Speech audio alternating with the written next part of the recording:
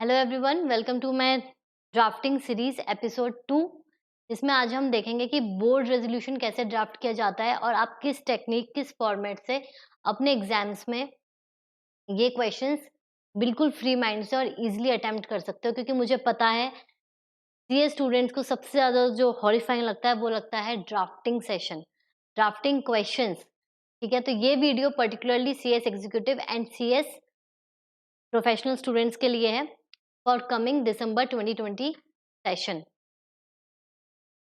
Okay, तो start करते हैं। बट स्टार्ट करने से पहले दो चीजें, अगर आपने मेरी first video episode 1 of drafting series नहीं देखा है, जिसे मैंने आपको बताया है कि नोटिस बोर्ड मीटिंग का कैसे ड्राफ्ट किया जाता है, प्लस क्या एजेंडा होता है, कितने आइटम्स होते हैं, तो आप प्लीज पहले उसे जाके देखिए, क्योंकि आपको उसके बिना ये वीडियो अच्छे से क्लैरिटी नहीं आएगी। Second, please do subscribe my channel Legal Brainry for such revisionary classes for December 2020 exams for CS Executive। जो मैं रिविजनरी वीडियोस अब आगे अपलोड करूंगी वो बेसिकली पेपर 2, पेपर 3 के लिए है रिविजनरी वीडियोस, जिसमें 40 मार्क्स मैंने पूरा एक एक चैप्टर अच्छी तरीके से उसकी रिविजनरी वीडियोस अपलोड करनी है। तो स्टार्ट करते हैं अपनी क्लास का। आज का टॉपिक बोर्ड रेजोल्यूशन।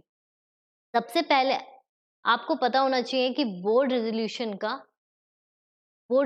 का मतलब क्या होता है। बोर्ड से आपका क्या मतलब है कि आप बोर्ड ऑफ डायरेक्टर्स डिसाइड कर रहे हैं, डिसीजन ले रहे हैं टू डू और नॉट टू डू समथिंग। ठीक है, क्लियर। तो बोर्ड रेजोल्यूशन में बोर्ड ऑफ डायरेक्टर्स अपनी कंपनी के लिए एक डिसीजन ले रहे हैं टू डू और नॉट टू डू समथिंग। क्योंकि डिसीजन कुछ भी हो सकता है, या तो हम पर्टिकुलरली ये काम करेंगे या हम ये काम नहीं करेंगे। अब स्टार्ट होता है बोर्ड रेजोल्यूशन का फॉर्मेट। मैं आपको एक बेसिक फॉर्मेट बता रही हूं जो आपको हर क्वेश्चन को सॉल्व करने में इजी रहेगा। सबसे पहले जब भी क्वेश्चन आता है you will start like this. ये आपकी मार्जिन है, ठीक है। आप यहां ऊपर लिखोगे answer 1B। For example I am giving this. या तो आप इसको लेफ्ट हैंड साइड पे लिखो या मिडिल में लिखो या राइट हैंड साइड, बट इतना क्लियर होना चाहिए कि उसको ऊपर दिख जाए। और मैं तो कहूंगी कि इसको ना कैप्स में लिखना, ऐसे आंसर 1B, तो ऑब्वियसली क्योंकि वो उसका पार्ट है, ऐसे लिखोगे। ठीक है, नाउ नेक्स्ट आपको क्वेश्चन पढ़ के एक बार क्लियर होना है कि वो आपको पर्टिकुलरली कौन सा रेजोल्यूशन ड्राफ्ट करने के लिए बोल रहा है। क्योंकि आपका बोर्ड रेजोल्यूशन का भी क्वेश्चन आ सकता है, स्पेशल रेजोल्यूशन का भी क्वेश्चन आ सकता है, ओआर का भी रेजोल्यूशन आ सकता है ड्राफ्ट करने के लिए। तो वो क्वेश्चन को पर्टिकुलरली आप अच्छे से पढ़ोगे, आप क्लियर हो जाएगा कि वो कौन सा रेजोल्यूशन ड्राफ्ट करने के लिए बोल रहा है, क्योंकि वो उसमें अपना एजेंडा और आइटम तो बताएगा ही ना, तो इसलिए। अब सेकंड जब हो गया क्लियर, तो सबसे पहले type of meeting and type of resolution आप ये लिखोगे। तो मीटिंग कौन सी होगी, बोर्ड मीटिंग। फुल लिखना, board meeting and resolution BR, not short forms. मैं यहाँ एक्सप्लेन करने के लिए शॉर्ट फॉर्म लिख रही हूँ। तो ये क्लियर हो गया, ये आपका पर्टिकुलरली फर्स्ट पार्ट हो गया क्वेश्चन के लिए। अब सेकंड आपका यहाँ से ना बेसिक फॉर्मेट, यानी जैसे बॉडी होता है, सब्जेक्ट मैटर होता है ना रेजोल्यूशन का, वो स्टार्ट होता है जो फर्दर 2 और 3 पार्ट्स में होगा। तो सबसे पहले हम लिखेंगे रिजॉल्व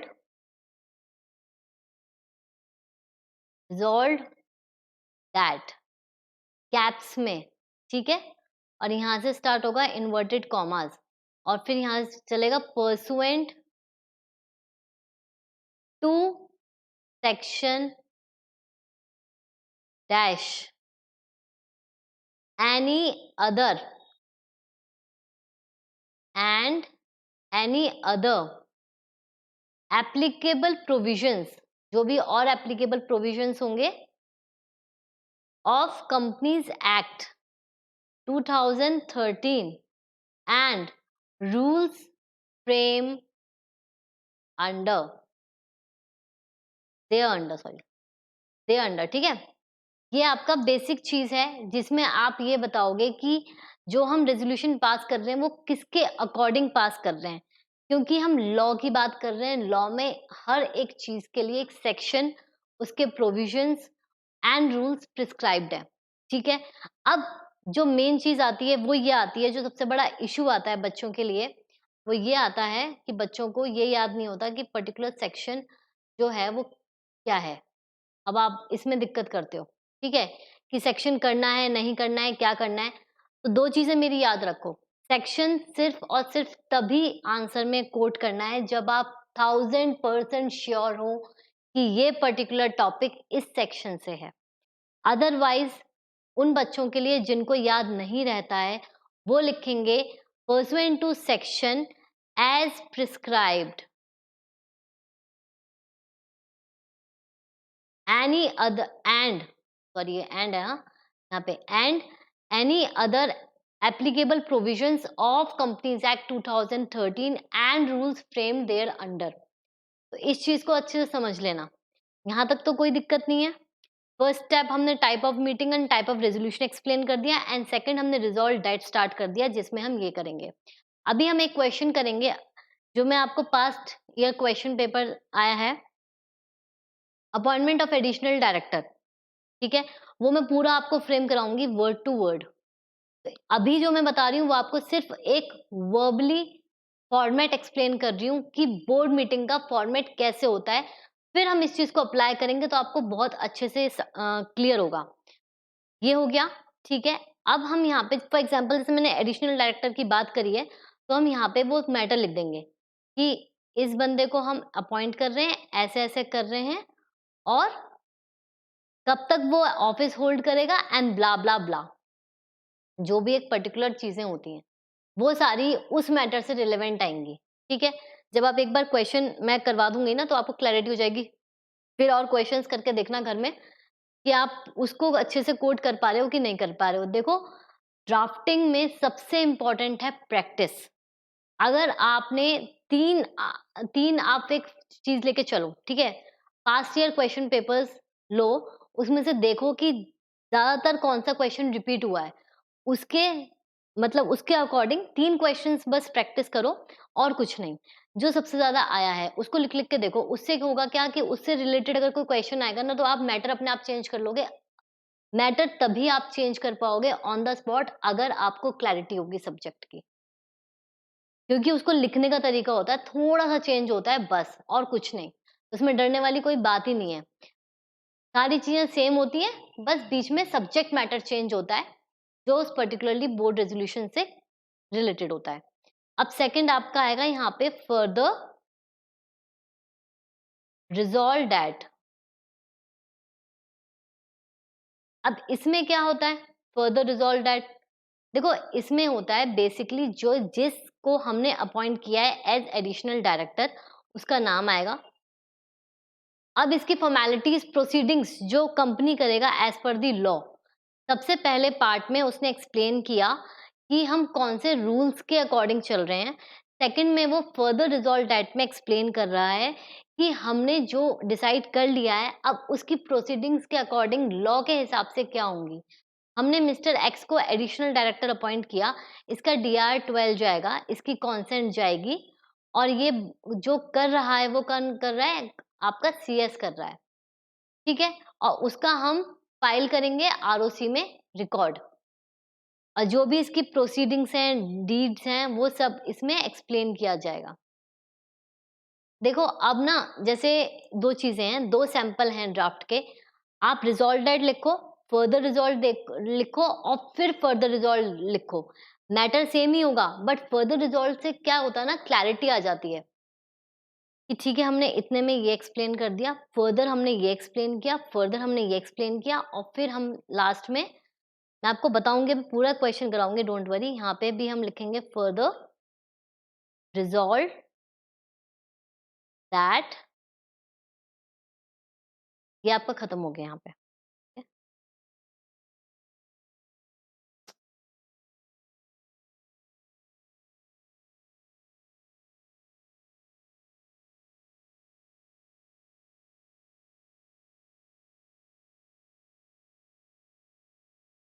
अब यहाँ पे हम क्या लिखेंगे ना, certified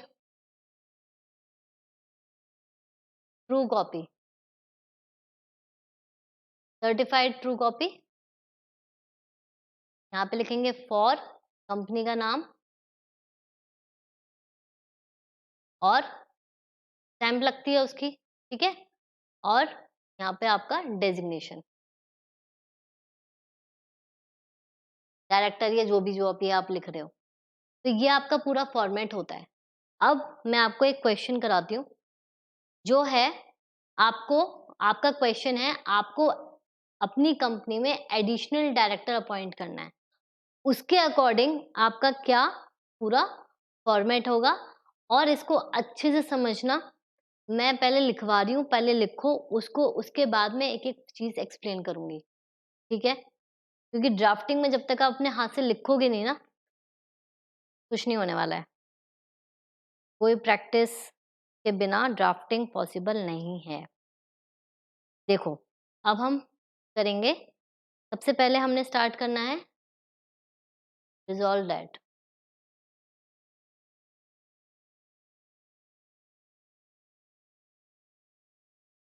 Pursuant to section 161(1) and any other applicable laws, applicable provisions of Companies Act 2013 and rules framed thereunder।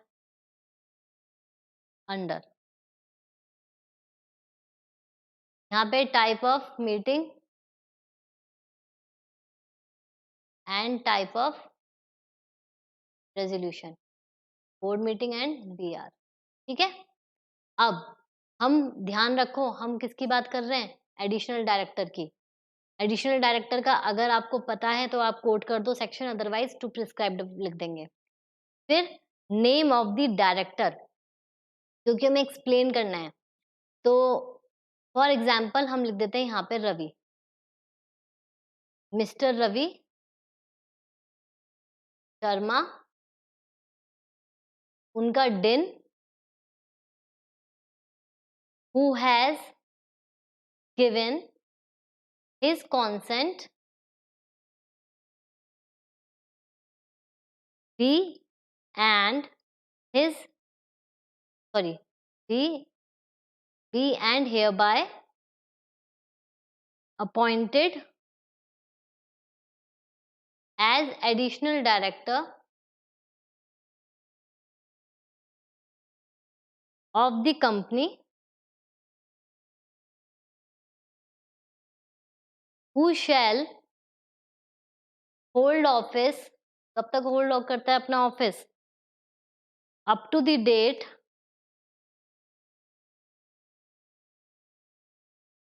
Of the ensuring AGM, मतलब नेक्स्ट एजीएम जब भी आपकी होगी, ऑफ द कंपनी और the last date of ensuring AGM whichever is earlier, ensuring AGM should have been held। मैं बताती हूँ अभी एक सेकेंड, हाँ, whichever is earlier, ये आपका पहला कॉन्सेप्ट है। अब पहला आप इसको समझो अच्छी तरीके से, फिर मैं आगे प्रोसीड करूंगी। देखो, सबसे पहले जो मैंने आपको बताया था कि type of meeting and type of resolution पहली चीज हो जाएगी। अब हम यहाँ पे कॉर्नर में लिख देते हैं ताकि आपको याद रहे, 161 सबसेक्शन 1 जो है वो आपका एडिशनल डायरेक्टर का है, ठीक है। हर जो भी डिसीजन होता है, चाहे वो शेयर होल्डर्स के पॉइंट ऑफ व्यू से हो या फिर बोर्ड की पूरी पावर हो, ठीक है, पावर्स ऑफ बोर्ड हो या फिर रिस्ट्रिक्टेड पावर्स ऑफ बोर्ड हो, जिसमें आपको शेयर होल्डर्स की अप्रूवल की जरूरत है, बोर्ड रेजोल्यूशन पास होना ही होना है। ये हर एक एक्शन का कंपनी में फर्स्ट स्टेप होता है। अब हमने जो एग्जाम्पल सेट किया है वो किया है डायरेक्टर्स में, कि हमें जो अपनी कंपनी में एक एडिशनल डायरेक्टर अपॉइंट करना है जिसका नाम है मिस्टर रवि शर्मा। उनकी हमारे पास डिटेल है, सब कुछ है।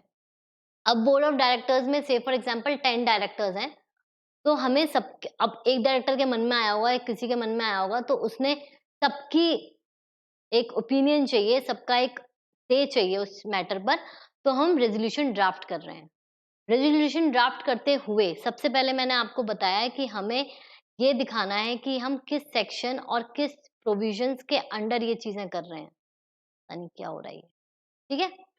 ये 3 चीजें जो हैं, resolved that pursuant to section this and any other applicable provisions of companies act 2013 and rules framed thereunder. ये चीज, ये जो 3 लाइन है ना, ये जो 3 लाइन है, ये किसी में भी चेंज नहीं होंगी, ये सेम होंगी, बस सेक्शन चेंज होगा। बट मैं आपको ये, मतलब रिकमेंडेशन है मेरी कि 160 मतलब सेक्शन कोड तभी करो जब आपको 100% श्योरिटी हो, otherwise leave it and write prescribed as prescribed. ठीक है। अब नेक्स्ट, अब हमने एडिशनल डायरेक्टर कर लिया, तो हमें ये एक्सप्लेन करना है कि क्या कर रहे हो। हम रवि शर्मा, मिस्टर रवि शर्मा को अपॉइंट कर रहे हैं। देन उनका ये है who has given his consent. सबसे पहले डायरेक्टर की अपॉइंटमेंट के लिए, अगर आपने अच्छे से पढ़ा होगा डायरेक्टर चैप्टर, तो उसमें उनकी उसकी कॉन्सेंट बहुत ज्यादा जरूरी होती है। कॉन्सेंट जाती है DIR 2 में। ठीक है। Consent be and hereby appointed, हमें कॉन्सेंट मिल गई है और इसलिए hereby appointed as additional director of company who shall hold office. Appoint कर लिया हमने, बट वो कब तक रहेगा, जब तक नेक्स्ट AGM इंश्योर नहीं होती, या फिर who shall hold office up to the date of ensuring AGM of the company or the last date of ensuring AGM। ठीक है। ये श्योरिटी देने के पर्पज से बोला गया है रेजोल्यूशन में कि जब नेक्स्ट AGM होगी तब, या फिर जब नेक्स्ट AGM की लास्ट डेट है। लास्ट डेट से मेरा मतलब क्या है, एक AGM 30 सितंबर अकॉर्डिंग टू लॉ जो सेट होती है वो 30 सितंबर है, उसके बाद कोई AGM नहीं होती।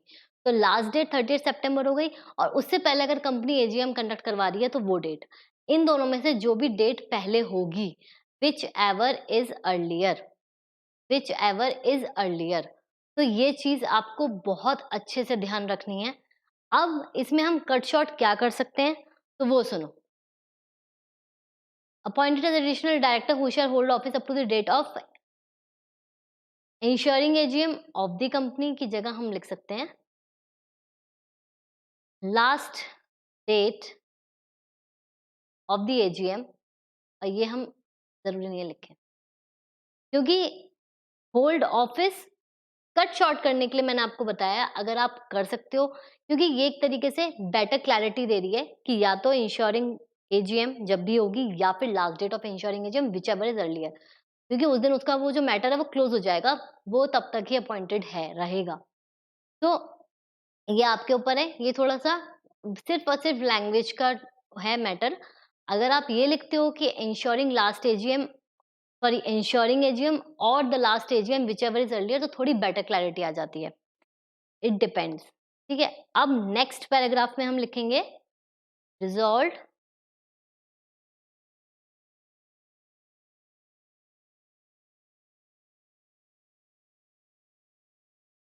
Resolve further that. ठीक है। अब इसमें हम क्या लिखेंगे, that mister Ravi Sharma, oh sorry, mister Ravi Sharma तो अपना एडिशनल डायरेक्टर ना, यहाँ पे आएगा से फॉर एग्जाम्पल अनुज। ठीक है। Mister Anuj Mittal managing director, managing director and miss Ankita Agarwal लिख देते हैं, miss Ankita Agarwal, yes, be is hereby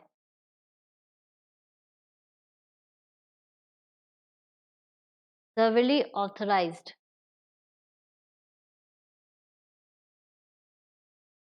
to digitally sign. अब जो उनका जो DR-12 जाएगा और सब जाएगा, उसको साइन करने की ऑथराइजेशन किसके पास है, अथॉरिटी किसके पास है, digitally sign and submit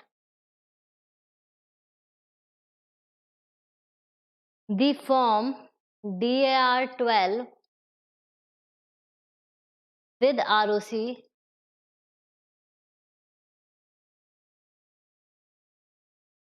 for intimation of the appointment of Mr. Ravi Sharma as additional director of company। फिर थर्ड है, further resolved that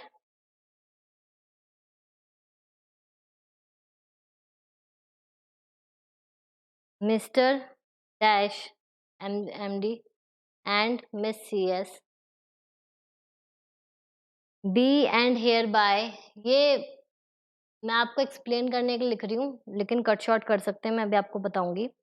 authorised to do all such acts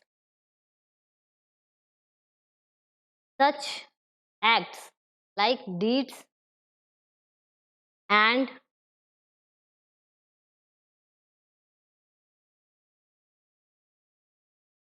such acts की जगह लिख दो to complete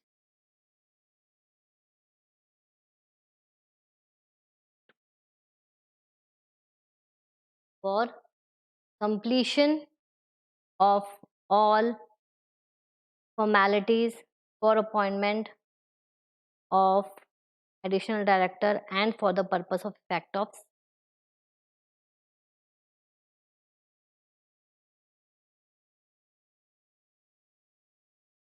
such resolution। क्या लिखा, appointment of, name of the appointment वही रवि आएगा दोबारा, एज एडिशनल डायरेक्टर हो गया था ना, हाँ, and for the purpose of given effect of such resolution. इसके बाद हम क्या लिखते हैं, certified true copy for company का नेम और नीचे डेजिग्नेशन। ठीक है, अब मैं आपको बता रही हूँ स्टार्टिंग से एक बार मैं आपको हर एक चीज एक्सप्लेन करती हूँ, प्लीज कॉन्सेंट्रेट करिएगा।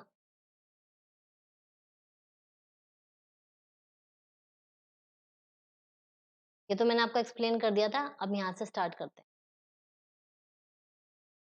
अब सेकंड पैरा आता है आपका, रिजॉल्व फर्दर डेट। अब इसकी प्रोसीडिंग्स मैंने आपको क्या एक्सप्लेन किया था कि हम फर्स्ट फॉर्मेट में बताते हैं कि हमारे क्या प्रोविजंस हैं और कौन से प्रोविजंस एप्लीकेबल हो रहे हैं, हम क्या कर रहे हैं और क्या एप्लीकेबल हो रहा है। सेकंड में हम बताते हैं कि हम वो प्रोसीड कैसे करेंगे एज पर दी लॉ।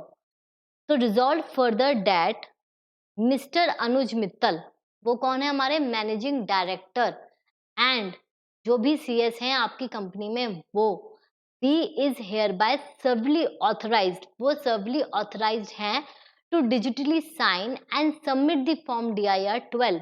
देखो DIR-12 जो जाता है वो हमेशा किस चीज के लिए जाता है, जब भी आपका कोई डायरेक्टर अपॉइंट होता है विद ROC के साथ हम DIR-12 को वो करेंगे, फाइल करेंगे for intimation of the appointment of mister Ravi Sharma as additional director of the company.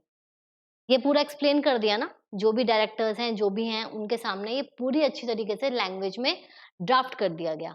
अब further resolve that mister MD and CS is severally authorised to do all such acts for the completion of all such formalities for the appointment of Mr. This and for the purpose of given effect of resolution। तो मतलब जो भी इससे related जितनी भी आपकी acts हैं for the completion of all the formalities for the appointment of Mr. Ravi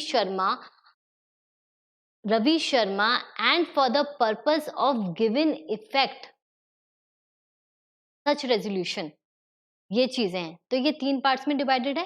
first में आपने क्या देखा? लॉ। सेकंड में आपने उस बंदे की अपॉइंटमेंट के बारे में बताया। थर्ड में तो मैं आपको एक चीज बताती हूँ कि यहाँ पर ये सेम ही रहेगा, ये लैंग्वेज सेम रहेगी, सब चीजें सेम रहेंगी।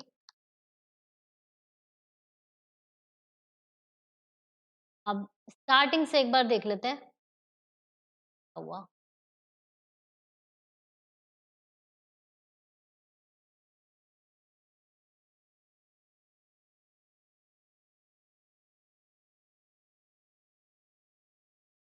देखो यहाँ से दिमाग में क्या रखना है, डिसीजन हम क्या लेने वाले हैं, जो भी आपके क्वेश्चन में डिफाइंड होगा। पहली चीज type of meeting and type of resolution, ये आप इसको मार्क कर दो 1।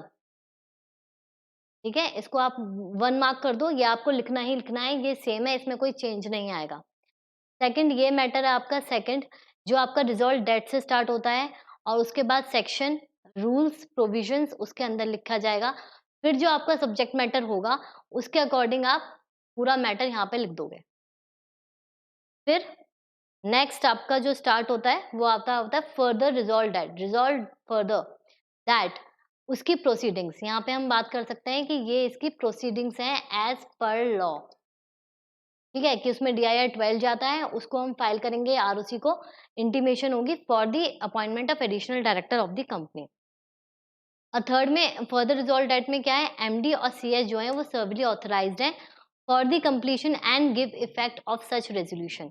फिर आप नीचे लिखोगे certified true copy for company का नाम। ठीक है, यहाँ पे क्या आएगा, for name of company and designation, मतलब डायरेक्टर लिख सकते हो या कुछ भी लिख सकते हो। ठीक है, ये आपका पूरा फॉर्मेट है विद एग्जाम्पल। आई होप आपको क्लैरिटी आ गई होगी। इससे रिलेटेड अगर आपको कोई भी क्वेरी है, अगर आप कोई पर्टिकुलर दूसरा क्वेश्चन भी करते हो और आपको फिर दिक्कत आ रही है, तो कमेंट मी और DM me at my Instagram legal brainery. पक्का आपकी क्वेरी रिजॉल्व होगी। ठीक है, लेकिन पहली चीज प्रैक्टिस एंड प्रैक्टिस। जब तक आप खुद प्रैक्टिस नहीं करोगे, आपको मैं भी हेल्प नहीं कर पाऊंगी। मैं सिर्फ आपको गाइड कर सकती हूँ, बट अल्टीमेटली जब तक आपको अंडरस्टैंडिंग और क्लैरिटी नहीं होगी कॉन्सेप्ट की, तब तक आप कुछ नहीं। तो अभी बहुत टाइम है, डोंट वरी, बस अच्छे से पढ़ो। ठीक है, आज हमने बोर्ड रेजोल्यूशन ड्राफ्ट करना भी सीख लिया है। इससे पहले हमारे एपिसोड में हमने क्या देखा था कि नोटिस कैसे ड्राफ्ट किया जाता है, बोर्ड मीटिंग का एजेंडा कैसे ड्राफ्ट किया जाता है, क्या क्या उसके आइटम्स होते हैं। आज हमने board resolution step by step process कर लिया है। और वन मोर थिंग, अगर आपको यहाँ पे थोड़ी सी ना डिफिकल्टी आ रही है समझने में कि मैम ने क्या लिखा है, क्योंकि मैंने अभी फ्लो में लिखा है, मैं आपको एक फॉर्मेट पर्टिकुलरली यहाँ पर अटैच कर दूंगी, नीचे लिंक में डिस्क्रिप्शन में अटैच कर दूंगी, आप वहां से ले सकते हो।